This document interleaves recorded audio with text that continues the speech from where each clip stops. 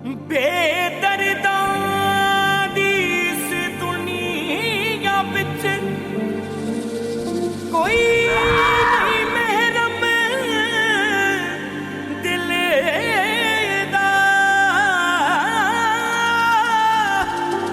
ओ छड्ड किस्मत दा रोना भुले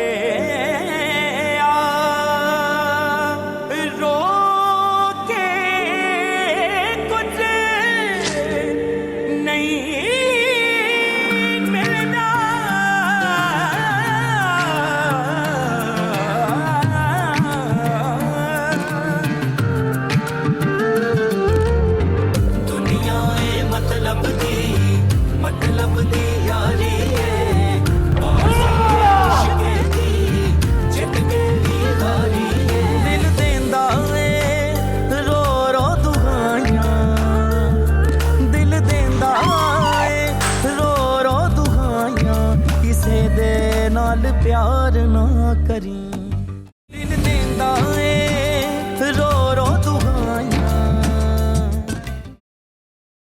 बहुत बड़ी कामयाबी है ज़फ़र, बहुत बड़ी। साई ने जो हमारा साथ देने का फैसला किया है उससे तो सारा खेल ही पलट जाएगा और मुखालिफिनों के दिलों में आग लग जाएगी, आग।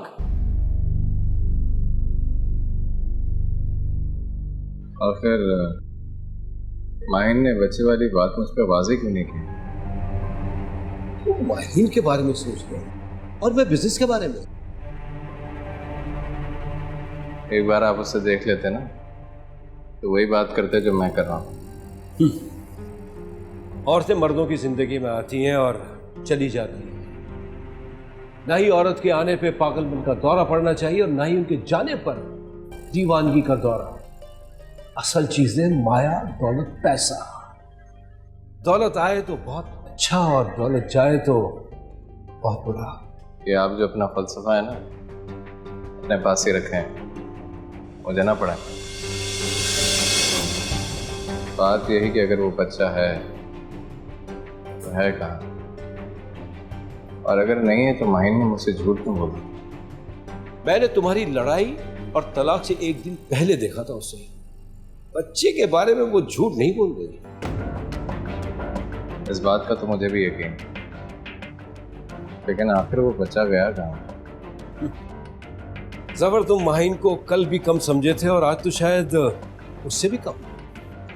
मुझे ऐसा लगता है कि उसने शिराज से बात छुपा रखी है और तुम बता भी सकते। बता नहीं सकता लेकिन उसे ढूंढ तो सकता हूँ। देखो ज़फ़र, तुम फिर अपनी तवज्जो दूसरी तरफ डाइवर्ट कर रहे हो। हालांकि इस वक्त तुम्हारी पूरी तवज्जो सिर्फ और सिर्फ इरफान की तरफ होनी चाहिए। आप तो फारिग हैं। हाँ, तो जाएं, जाकर लाहौर में पता लगाएं कि कहाँ रहती थी, कौन थे उसके प्यारे, ढूंढ निकालें सबको। पता तो चले जो कल को इतनी सीधी सादी थी, मेरी मोहब्बत में मरी जा रही, आज उसकी ज़बान धमकियां देने पे कैसे तुलाई। ऐसे बात आप अच्छी तरीके से जानते हैं कि जब मैं किसी बात के पीछे पड़ता हूं तो उसे खुद ही निकालता हूं। माहिन जिसे बहुत पहले मैंने दफन कर दिया था, आज वो कब्र खोद के कैसे निकला? कौन है इसके पीछे?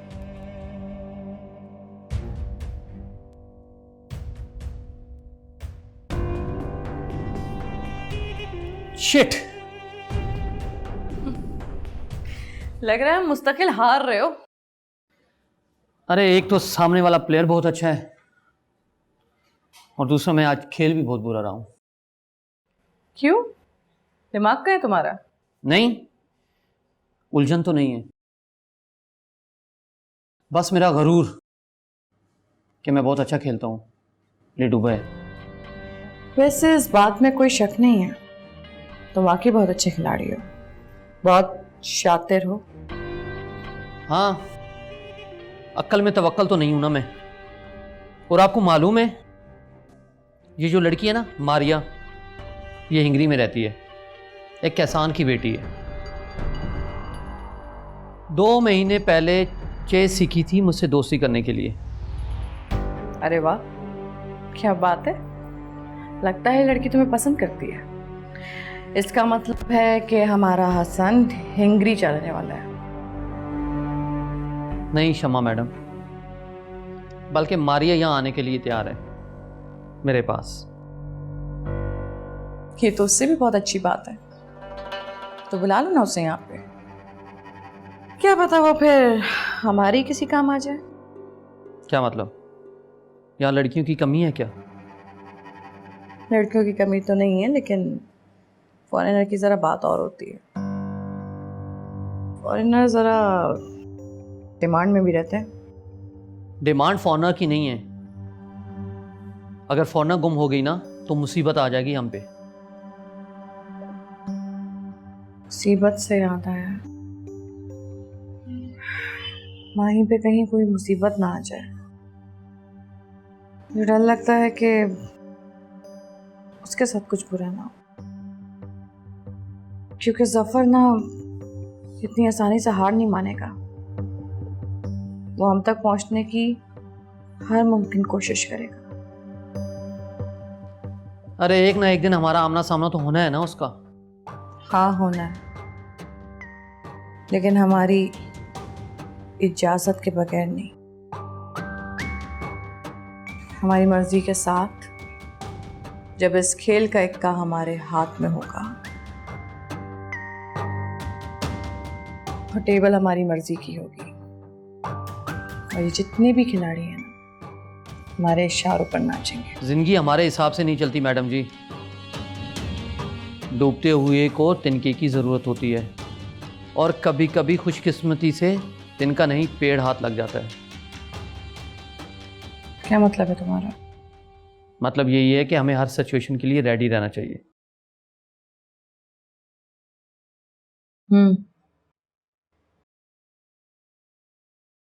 चलें गेम खेलता हूँ मैं एक इसके साथ।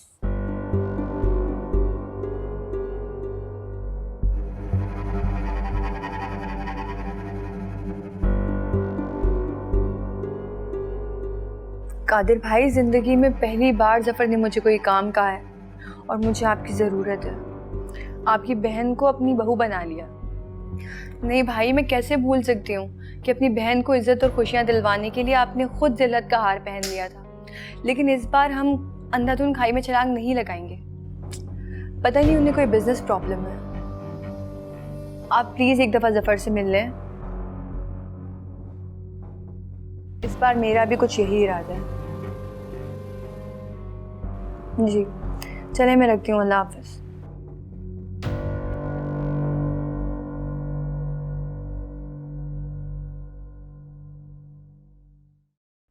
एक दफा की आदत नहीं, उसकी रोज की आदत है। छोटी छोटी बातों पर रोड़े अटकाने की, छोटी छोटी बातों पर शोर मचाता है। स्टाफ के लोग जो होते हैं तमाशा देख रहे होते हैं। घर की बात जो होती है बाहर जाती है, तमाशा बन के रह गया पूरे का पूरा। मैं जलील हो गया, ख्वार हो गया उसके सामने।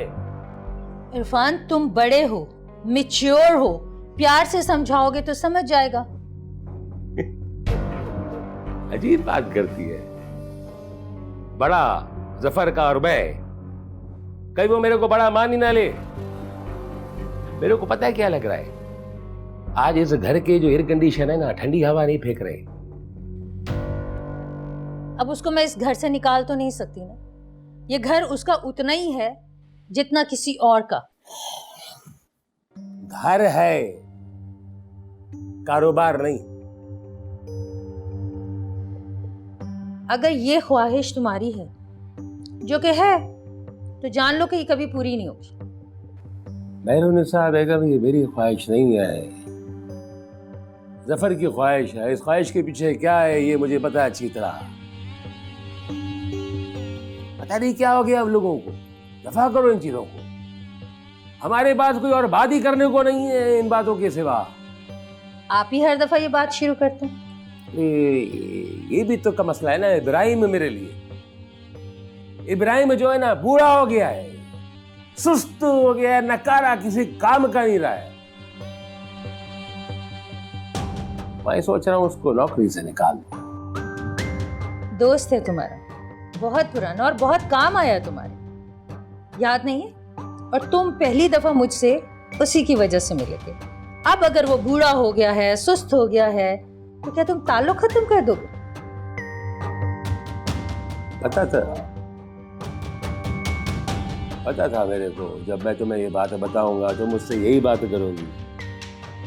पुराने ताल्लुकात की कदर करते हैं इरफान।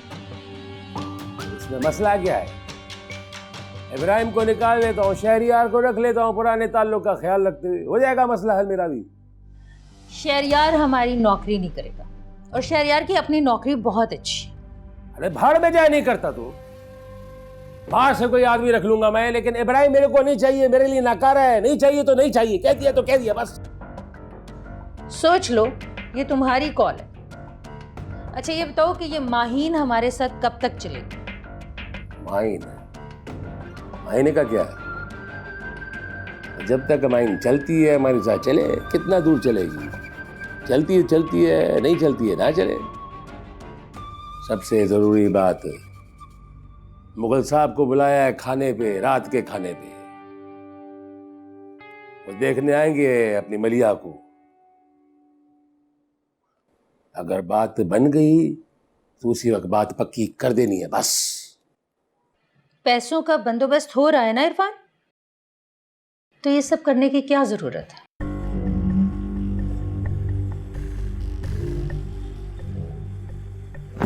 ये बात तुझे समझ में नहीं आएगी मेहरुनिसा।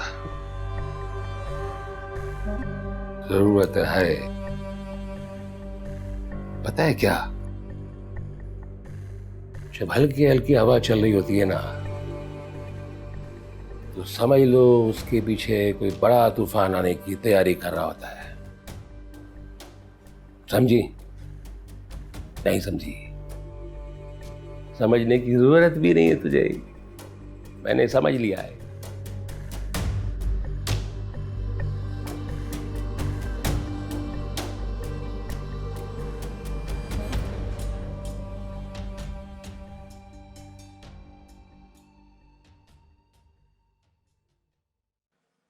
क्या हुआ समन, बात हुई तुम्हारी? जी मैंने कादिर भाई से बात कर ली थी। वो कादिर भाई कह रहे थे कि आप उनसे मुलाकात करके उनको काम बता दें। वैसे फिलहाल कादिर की ज़रूरत नहीं पड़ेगी, ज़रूरत तुम्हारी है। जी कहें। वकील आ रहा है 2-4 रोज़ में, और उससे प्रॉपर्टी के सारे पेपर्स चाहिए। तो तुम्हारा काम बस इतना है कि तुम मामा की तिजोरी से वो पेपर्स लेकर आ जाओ। क्या हुआ, करोगी ना मेरा काम? बोलो ना।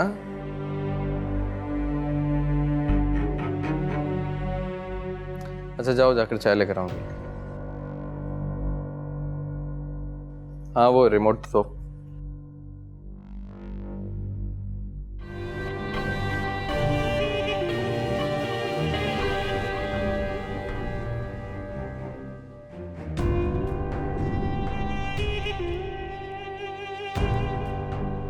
तुमने देखा किस तरह से बदतमीजी की उस लड़की ने हमारे ही सामने मलिहा पे उसने कैसे कैसे इल्जाम लगा दिए। अरे मलिहा तो एक एक दिन गुजारी थी शिराज के लिए, कैसे कैसे अरमान थे मलिहा के जो कि उसने खाक में मिला के रख दिए। बस कर दे, बस कर, ठंडी भी हो जा, थोड़ी ठंडी हो जा। ऐसा कोई बड़ा मसला नहीं है, हो जाएगा सब ठीक। मट्टी डाल इस बात पे। अरे कैसे आदमी हो तुम, अपनी बेटी के बारे में ये सब कुछ सुन के तुम्हें कुछ नहीं होता? अरे किसने कहा मुझे कुछ नहीं होता है? मूर्ख आदमी हूं, चूड़ियां नहीं पहनी मेरे हाथों में। पता है मुझे अच्छे तरीके से कि मैं किससे ज्यादा प्यार करता हूं। पूरी दुनिया में अपनी मलिया से ज्यादा मुझे कोई प्यारा नहीं है। हाँ, और तुम मजबूर हो अपने इस प्रोजेक्ट की वजह से, है ना? सब कुछ पता है तेरे को, जानती भी है, सब कुछ समझती भी है तू, फिर भी बार बार मेरे को शर्मिंदा करती है। इरफान इस तरह तो ये लड़की हमें कहीं भी और किसी भी तरह जलील करती रहेगी। बस थोड़ी सी हिम्मत कर ले, थोड़ा सा हौसला कर ले। थोड़ा बर्दाश्त कर ले। एक बार, सिर्फ एक बार हुकूमत के दिए वक्त पे अगर हमने ये प्रोजेक्ट शुरू कर दिया तो देखना महबूब, माइन को कैसे खून के आंसू रुलाता हूं मैं। खून के आंसू माय फुट। तुम करते रहो अपनी ये थकी हुई प्लानिंग, इडियट।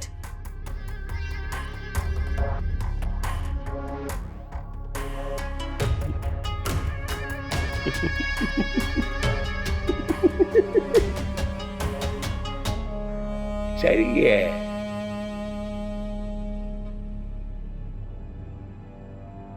मैं जानता था ये तुम्हारे बस की बात नहीं है, क्योंकि बड़ी बड़ी बातें करना अलग बात है और उन पे अमल करना दूसरी बात। जफर, मैं डर नहीं रही। दरअसल तिजोरी की चाबियां मेरे पास होती हैं और वहां से कुछ भी गायब हुआ तो मेरे किरदार पर उंगलियां उठेंगी। नहीं उठेंगी। तुम्हारी शराफत, इस घर से बेलौस मोहब्बत, कोई भी तुम पे शक नहीं करेगा। बस एक बार वो फाइल मेरे हाथ आ जाए। तुम जानती हो उसका एक एक सफा करोड़ों रुपए का है। अगर मुझे वो फाइल मिल गई ना, मैं उन सबको दिन में तारे दिखा दूंगा। जफर, आप गुस्से में आकर इंतकाम के हाथों कहीं फंस मत जाइएगा। अरे गुस्सा करना तो बनता है मेरा। वो मेरी सगी माँ है, सगी माँ। मुझ पे भरोसा करने के बजाय उस 2 कौड़ी की लड़की और ज्वारी पे भरोसा किया उन्होंने और करोड़ों रुपए की दौलत दांव पे लगा दी।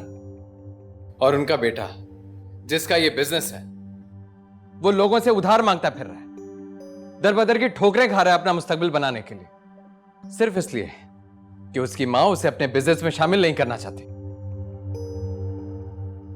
मैं हर उस शख्स को बर्बाद कर दूंगा जो मुझे बर्बाद करने की कोशिश करेगा। जफर, कहीं आप गुस्से में आकर कुछ गलत कदम मत उठा लीजिएगा, क्योंकि हर निगाह आप पर शक करेगी, हर इल्जाम की उंगली आप पर इशारा करेगी। इसलिए तो मैं तुमसे कह रहा हूं कि साबित करो अपनी मोहब्बत। तुम देखना फिर तुम्हारे ये जफर जिंदगी भर तुमसे मोहब्बत करता रहेगा।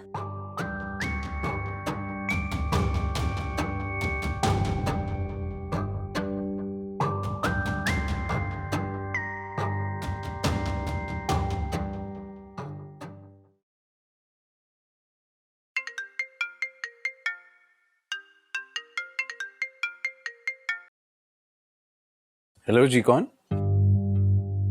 डीएसपी साकिब? किस सिलसिले में फोन किया आपने? लेकिन किस लिए?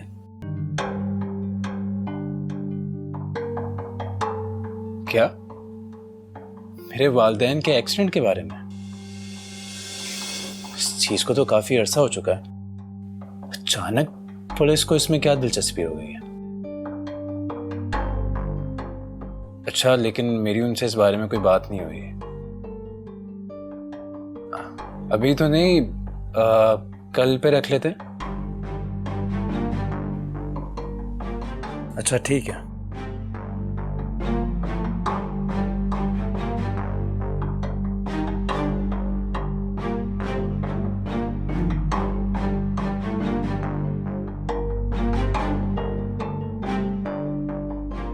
क्या बात है शराज? कौन था? और तुम्हारे पेरेंट्स की डेथ के बारे में? किसी डीएसपी साकिब का फोन था।